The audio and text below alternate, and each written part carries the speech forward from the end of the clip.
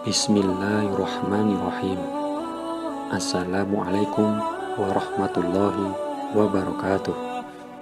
Ayat kursi dan kisah jin yang mencuri kurma. Saudaraku seiman, sebagai seorang muslim, kita sudah paham terkait dengan surat Al-Baqarah ayat 255 atau biasa disebut ayat kursi, yang memiliki keutamaan, makna, dan tafsir luar biasa. Karena ayat ini mengandung makna tauhid, keagungan, dan keperkasaan Allah Subhanahu wa Ta'ala. Allah Subhanahu wa Ta'ala berfirman bahwa Dia adalah Allah dalam semua makna ketuhanan dan tidak ada yang berhak untuk disembah dan diibadahi kecuali Dia. Almarhum Profesor Syekh Wahbah Az-Zuhaili, seorang ahli fikih dan tafsir Syria, menjelaskan dalam tafsir Al-Wajiz bahwa Nabi SAW mengabarkan tentang ayat ini merupakan ayat yang paling mulia dalam kitab suci Al-Quran, termasuk diceritakan dalam salah satu kisah yang disampaikan oleh Al-Hafiz Abu Ya'la Al-Mausuli sebagai berikut. Mengutip tafsir Ibnu Katsir dan Jalalain, kisah yang diceritakan Ubay bin Ka'ab dalam hadis ini membuktikan bahwa ayat kursi merupakan bacaan yang digunakan untuk menangkal gangguan roh halus dan setan.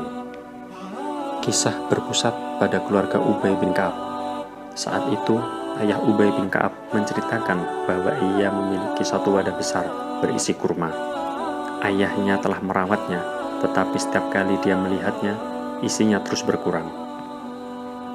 Sore harinya, ayah Ubay bin Ka'ab tiba-tiba melihat seekor binatang yang tampak seperti anak laki-laki yang baru saja memasuki usia balik. Ubay yang ada di sana pun bertanya kepada bocah itu, "Siapa kamu, jin atau manusia?" Anak lelaki itu menjawab, "Aku jin." Ubay pun meminta jin itu untuk mengulurkan tangannya. Ternyata tangan anak laki-laki itu mirip kaki anjing, termasuk dengan bulunya. Ubay bertanya lagi, "Apakah itu wujud jin?" Jin itu menjawab, "Kamu tahu wujud jin sekarang, dan tidak ada yang lebih baik daripada diriku." Dan Ubay pun bertanya kepada jin tersebut, "Mengapa engkau mengambil buah kurma yang selalu dijaga oleh ayahku?" Jin itu pun menjawab, "Aku mendengar bahwa kamu adalah manusia yang suka bersedekah, maka aku ingin mendapatkan bagian dari makananmu." Kemudian ayah Ubay ikut berbicara dan bertanya, "Perihal apakah yang dapat melindungi kami dari gangguan kalian?"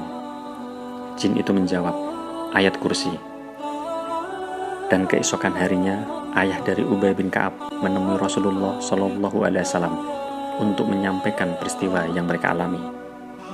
Ia pun menceritakan kejadian malam tersebut kepada beliau.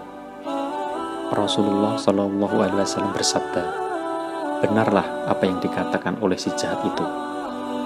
Kisah bacaan ayat kursi sebagai doa penanggal gangguan jin dan setan juga diriwayatkan oleh Imam Hakim dalam kitab Mustadrak melalui hadis Abu Daud At-Tayalisi dari Muhammad ibnu Amr ibnu Ubay ibnu Ka'ab. Imam Hakim mengatakan bahwa sanad hadis ini berpredikat sahih. Di samping dapat digunakan untuk menangkal gangguan jin dan setan, ayat kursi juga disebut sebagai ayat yang paling agung dalam Al-Quran. Rasulullah SAW bersabda, dari Ubay bin Ka'ab, ia berkata bahwa Rasulullah bersabda, "Wahai Abul Munzir," yang berarti bapak pemberi peringatan, "ayat apa dari kitab Allah yang ada bersamamu yang paling agung?" Aku menjawab, "Allahu la ilaha illa wal hayyul qayyum." Lalu beliau memukul dadaku dan berkata, "Semoga engkau mudah memperoleh ilmu, wahai Abul Munzir." HR Muslim. Setelah kita mengetahui sebagian keutamaan dari ayat kursi seperti kisah di atas, semoga dapat memotivasi kita sebagai seorang muslim untuk senantiasa mengamalkan bacaan ayat tersebut dalam kehidupan sehari-hari. Mudah-mudahan Allah Subhanahu wa Ta'ala berkenan meridhoi niat dan amal baik kita. Amin ya rabbal alamin. Wallahu a'lam bishawab.